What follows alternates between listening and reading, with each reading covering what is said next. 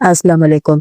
अगर आप भी खौफ की दुनिया में कदम रखना चाहते हैं तो खुश आमदीद है आपका हॉरर स्टोरी विद अबरिश पर, जहां हम आपको सुनाएंगे ऐसी खौफनाक कहानियां जो आपके दिल की धड़कन तेज कर देगी। हर कहानी में छुपा है एक नया राज और एक नया खौफ। तो हमारे साथ जुड़े, इस चैनल को सब्सक्राइब करें और तैयार हो जाएं, क्योंकि आगे कुछ ऐसा होने वाला है जो आपने कभी सोचा भी नहीं था। जिनका गुस्सा। क्या तुमने कभी ऐसा सोचा है कि अगर तुम्हारी जिंदगी में कुछ ऐसा हो जाए जो तुम्हारी तख़य्युल से भी परे हो, जिसका सामना तुम्हें अपनी सबसे बड़ी खौफनाक रात में भी ना हो? तुम्हें कभी ऐसा लगा है कि तुम किसी ऐसी जगह पहुंच गए हो जहां तुम्हारी तकदीर तुम्हें और तुम्हारे प्यारों को हमेशा के लिए तब्दील कर दे? अगर नहीं तो मुझे यकीन है कि तुम्हें इस कहानी के बाद इन सवालात का जवाब मिल जाएगा। ये वो कहानी है जिसे सुनकर तुम्हारे जिस्म में लर्ज़ आ जाएगा और तुम्हारे कदम ठहर जाएंगे। ये एक मामूली सी रात थी जब मैं और मेरे दोस्त फैसल, हम दोनों अपनी यूनिवर्सिटी के इम्तिहानात के बाद एक छुट्टी का सोच रहे थे।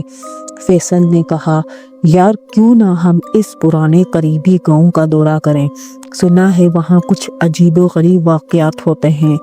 मैंने उसकी बात पर हंसते हुए कहा, किसी अजीबोगरीब बातें? लेकिन फैसल इसरार कर रहा था।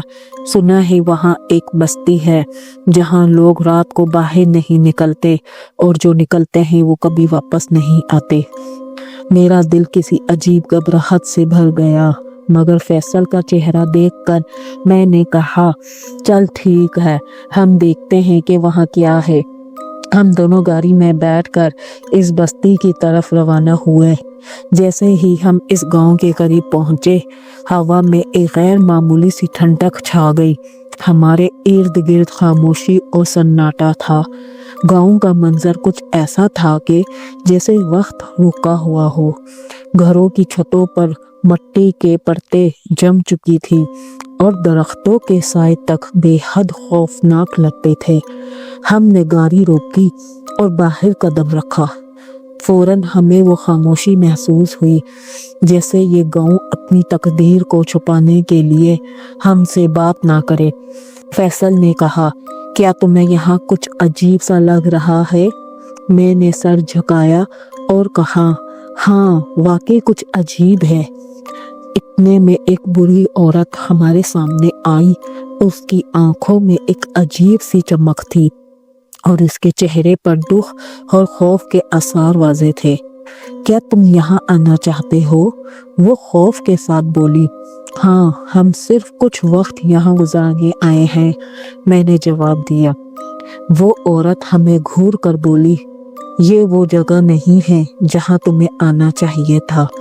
यहाँ के लोग, यहाँ की रूहें और तुम्हें कभी नहीं छोड़ेंगी।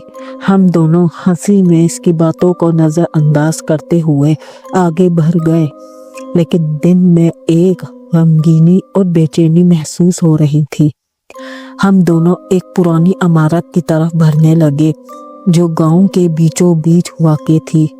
ये इमारत एक वक्त में करीबी इलाके के लोगों का मरकज़ थी, लेकिन अब वो सिर्फ वीरानियों का गहरा गम अपने अंदर समोए हुए थी। ये इमारत बहुत पुरअसरार लग रही है, फैसल, मैंने कहा। हाँ, और अजीब बात यह है कि लोगों का यहाँ आना जाना बिल्कुल बंद हो चुका है, फैसल ने जवाब दिया। हम अंदर जाने की कोशिश कर रहे थे जब अचानक दरवाज़ा खुद ही खुल गया। जैसे ही हम अंदर गए, एक सर्द हवा हमारे जिस्मों को छू गई और फिर एक दर्दनाक आवाज़ आई, जैसे कोई करहा रहा हो। ये क्या था? फैसल ने सवाल किया।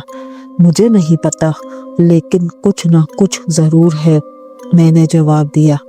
हमने आगे बढ़ना शुरू किया और फिर एक अजीब सी आवाज़ सुनाई दी, जैसे कोई कुछ कह रहा हो, यहाँ तुम्हारा कोई नहीं है, तुम दोनों का गुस्सा अब तुम्हें खा जाएगा।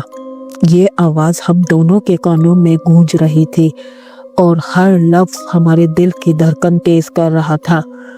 ये क्या हो रहा है? फैसल ने खौफज़दा होकर कहा। मैंने उसकी तरफ देखा और एक अनजानी सी कैफियत में कहा, हम यहाँ कुछ गलत करने आए हैं फैसल। इस दौरान इमारत के कमरे में एक साया दिखाई दिया।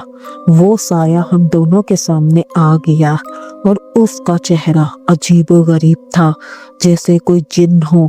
उसकी आंखों से खून टपक रहा था और उसके जिस्म की शक्ल बहुत गैर मामूली थी। वो हमारे करीब आया और बोला, तुम दोनों ने मेरी सरहदों को पार किया है और अब तुम्हें हमारी सज़ा मिलेगी। ये हम दोनों की सांसें रुक गईं और हम अपने कदमों को रोकने में नाकाम हो गए। हमें माफ़ कर दो, हम सिर्फ यहाँ की हकीकत जानना चाहते थे। कुछ नहीं, फैसल ने लरजते हुए कहा। लेकिन वो जिन हंसते हुए बोला, ये जिन्नों का गुस्सा है और ये तुम्हें कभी नहीं छोड़ेगा। फिर अचानक वो जिन हमारे सामने से गायब हो गया और हम दोनों ने उसे तलाश करने की कोशिश की, लेकिन फिर हमें एहसास हुआ कि हम इस जिन के जाल में फंस चुके हैं। कमरे की दीवारों से खून टपक रहा था और हर जगह खौफनाक सी आवाजें आ रही थी। वो जिन्नात हमें घेर चुके थे और हम दोनों इसका शिकार बन चुके थे। हमें क्या करना चाहिए? फैसल ने रो कर कहा। हमारा कोई हल नहीं है, मैंने कहा। इसी लम्हे एक और आवाज आई और हमें वो जिन दिखाई दिया। वो जिन अब हमारे सामने खड़ा था और इसके हाथ में एक कड़ी थी।